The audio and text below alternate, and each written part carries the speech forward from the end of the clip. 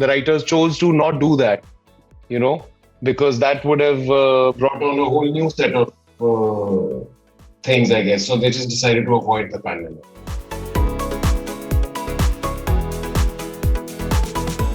Let me just say that it's of course great that a trans person gets to play a trans character, but in an ideal world, anybody should be able to play anything, and I really believe that. So I don't have an issue with a cis person playing a trans character if they're doing justice to it, and a trans person who's involved in that process somehow, whether it's as a script consultant, whether it's whatever role that may be, right? Just to bring authenticity to it. And secondly, as long as trans people are also getting the same exact opportunity to play anything and everything. I would love to play a character whose gender identity is not discussed. But of course, this is just the start. And people, of course, have been loving it. And I see all of it. I've been stuck to my phone for the last 24 hours, literally in a very unhealthy way. And just going through every message and there are people who've started, and they've started like doing these fan edit type things. Also, someone sent me something. Had a meeting with Zoya, and it was a very open sort of a kind of, while there was a brief, there wasn't any. She kind of let me explore it, let me find the character. And I remember when you were shooting a key scene with her, we didn't want to kind of say that this is it at that point when we were jamming early on. And finally, when we were shooting this scene and I walked up to her, I was like, you know what? I've got it. This is what it is. And I spelled it out to her. And I was like, I think I have the essence, that one word concept that we were looking at, that we were trying to find.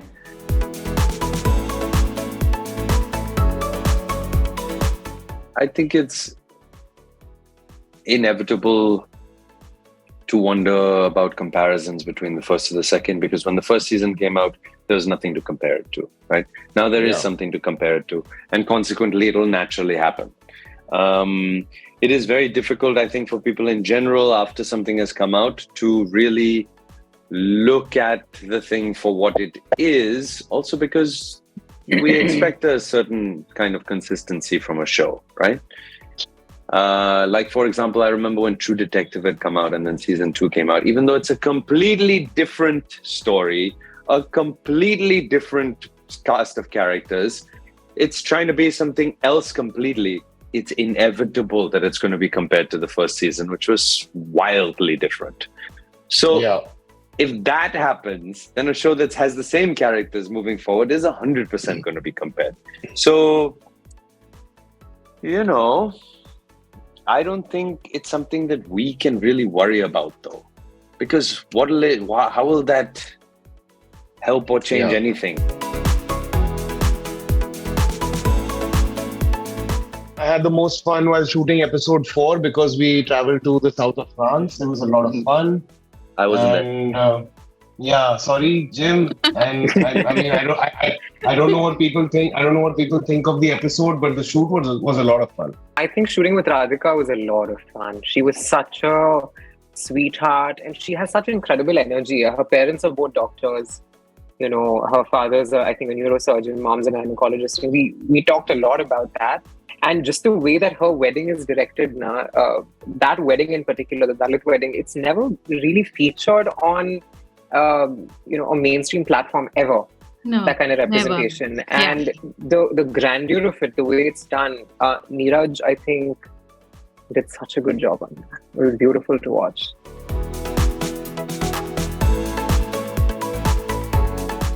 I'm a fan of jazz. To be honest.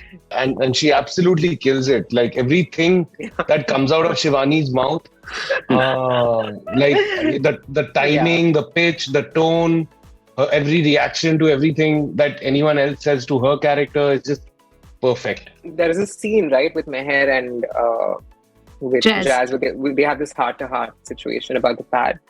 And I remember chatting with Shivani, and it felt exactly like that.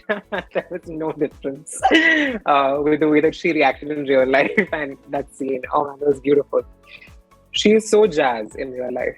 I like Karan's character a lot. means Arjun Mathur's.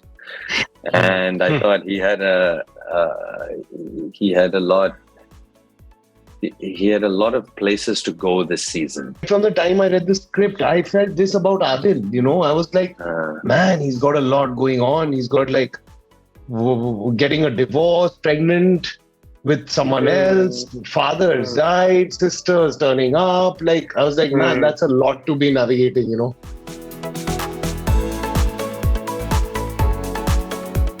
And there's a lot more, I guess. You can't just sort of limit it to acceptance. There's so much more. Even just from my point of view, I think it's like this guy has this ability to be, really be himself.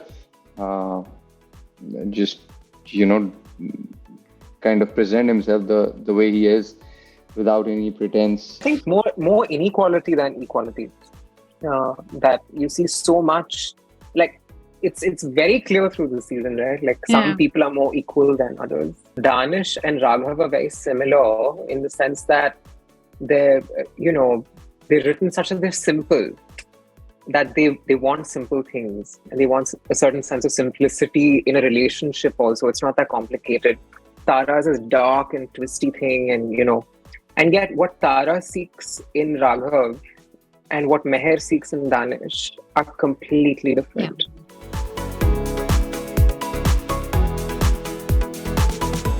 We all have a soulmate.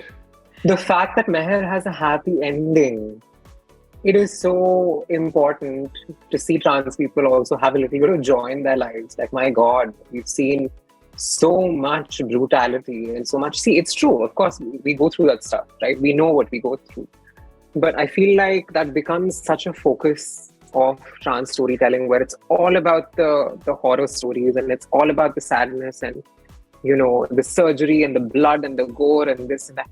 So it's wonderful to see someone have something so human and so simple. I always think that when I watch or read a script or something about an LGBTQI character, and something terrible happens to them, and it's like, well, that's not normalizing it. Then we want to root for a couple. You want to be rooting for them to work out. I think right in the beginning, the first time his mother tells him that it's not the cancer that's killing her, I think that's a pretty defining moment for his entire spiral this season.